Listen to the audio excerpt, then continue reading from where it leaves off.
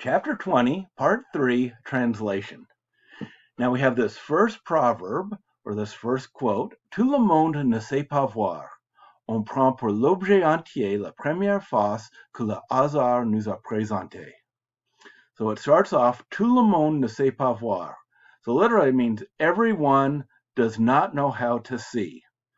Now, we could say it's maybe a little bit more natural to say no one knows how to see.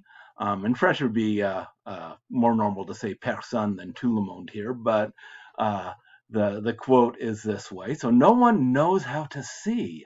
What does that mean? On prend pour l'objet entier.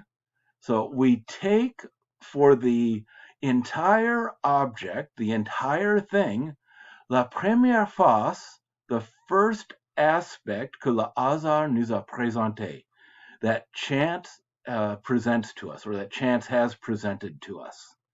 So no one knows how to see. We take for the entire object the first aspect that chance or hazard presents to us.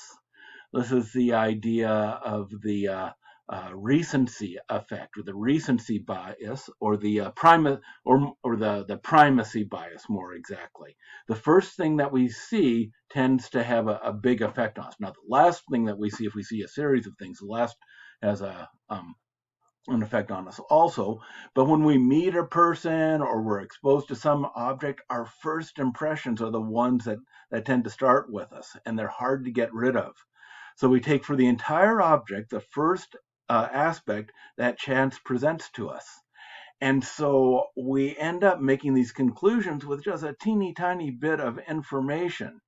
So what Fontenelle was saying is that, hey, we need to get a lot of information about people, about ideas, before we make a conclusion about them. Les grandes pensées viennent du cœur. This is a simpler. The great thoughts come from the heart.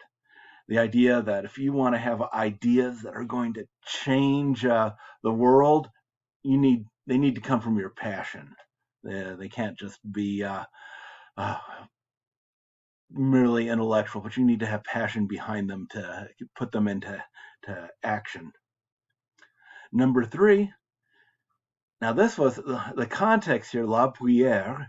He was kind of talking about these people who would try to put on fancy language and sound really sophisticated, because that's always been a problem with people. Is people want to appear more intelligent than they are, or more sophisticated, or better than other people.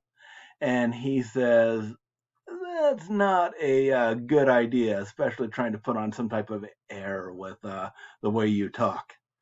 And so here we've got S, so that's like say with inversion. Est un si grand mal? Is it such a great evil? So mal would be evil here. Such a great evil, so great an evil. To be understood when one speaks. D'être entendu, to be understood when one speaks. So remember, entendre is to hear or to understand. So être entendu is to be understood. Quand on parle, when one speaks. Because a lot of times people try to speak with really fancy language and they're not understandable by others. Et de parler comme tout le monde? Is it evil to just talk like normal people, to talk like everybody? So the saying is it such a great evil to be understood when we talk and to talk like everyone else? And then number 4, Bossuet was a bishop of the city of Meaux. Comptons comme un pur néant tout ce qui finit. So comptons is a first person plural imperative. Let us count as pure nothingness everything that finishes, or everything that is finite. So let us count as pure nothingness all that finishes. So I personally like this quote an awful lot. This is how I try to keep things in perspective. We've got these things in the world that are temporal and the things that are infinite and eternal.